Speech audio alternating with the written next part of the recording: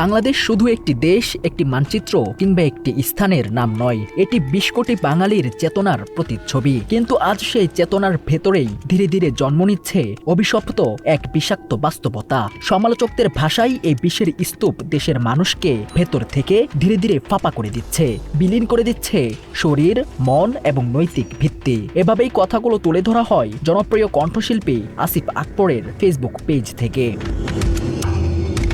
তবে এই আলোচনা নতুন নয়, দীর্ঘদিন ধরেই ধাপে ধাপে সময়ের পরতে পরতে খাদ্য থেকে শুরু করে কৃষি, চিকিৎসা, পরিবেশ প্রায় সব ক্ষেত্রেই এই বিষাক্ততার বিস্তার ঘটেছে।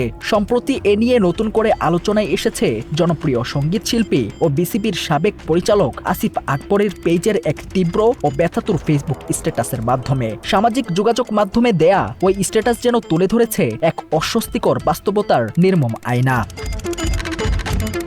ওই ফেসবুক স্ট্যাটাসে খাদ্যে ভেজাল ও মানুষের অস্বাস্থ্যকর জীবনযাপন নিয়ে দীর্ঘ এক আক্ষেপ প্রকাশ পেয়েছে। রেস্তোরাঁর খাবার থেকে শুরু করে চিপস, নুডলস, দুধ এবং শিশু খাদ্য সবকিছুতেই সর্বোচ্চ মাত্রার ভেজাল রয়েছে বলে অভিযোগ করা হয়। পোস্টের ভাষায় যেন ভেজালেই আজ নিয়ম আর বিশুদ্ধতা ব্যতিক্রম। দুনিয়া যেখানে ড্রোন প্রযুক্তির উৎকর্ষে আকাশ ছুঁতে ব্যস্ত, সেখানে দেশের বাস্তবতা যেন আটকে আছে রিকশার 3D রেসিংয়ে। শৃঙ্খলার অবক্ষয়ে সড়ক জুড়ে বাড়ছে দুর্ঘটনা, পঙ্গুত্ব এবং মৃত্যুর মিছিল। এই বৈপরীত্যই উঠে এসেছে স্ট্যাটাসে, যেখানে উন্নয়নের স্বপ্ন আর বাস্তবতার ফারাক স্পষ্ট হয়ে ওঠে নির্মমভাবে।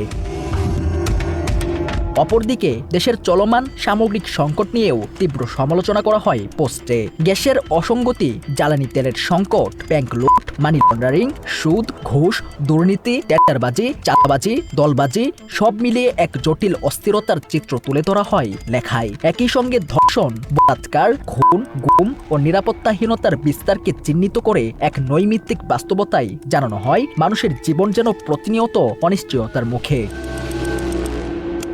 মাত্র ৩০% টাকায় জমির মালিক হয়ে নতুন বাংলাদেশের গড়ে তোলার স্বপ্ন দেখা বাংলা বসতি। এছাড়াও ব্যক্তিগত অভিজ্ঞতার কথাও পোস্টে তুলে ধরা হয়, যেখানে লেখা হয় বেশ কিছুদিন ধরে শারীরিক অসুস্থতা অনুভব করায় মেডিকেল চেকআপ করাতে গেলে জানা যায় ব্লাড প্রেশারের জন্য ভুক্তভোগী যে ওষুধ গ্রহণ করছিলেন তা নকল। চিকিৎসকের ভাষায় সেই ওষুধ কার্যকর নয়, বরং আটা দিয়ে তৈরি বলেও ইঙ্গিত দেয়া হয়। দেশের চিকিৎসা ব্যবস্থার এমন অনিয়ম ও অব্যবস্থাপনা নিয়েও তীব্র ক্ষোভ উঠে আসে লেখায়।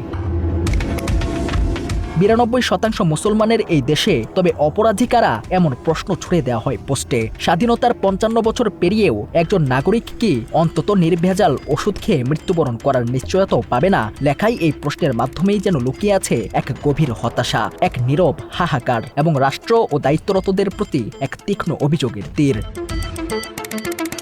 আসিফ আকবরের পেজের ওই স্ট্যাটাস কেবল ব্যক্তিগত ক্ষোভের বহিঃপ্রকাশ নয়, বরং এটি একটি বৃহত্তর সামাজিক বাস্তবতার প্রতিফলন, যেখানে প্রতিটি স্তরে জমে থাকা অনিয়ম, অবহেলা ও অবক্ষয় মিলিয়ে গড়ে উঠেছে এক উদ্বেগজনক চিত্রপট। প্রশ্ন এখন একটাই, এই বিষাক্ত বাস্তবতা থেকে মুক্তির পথ কোথায়, আর সেই পথ দেখাবে কে?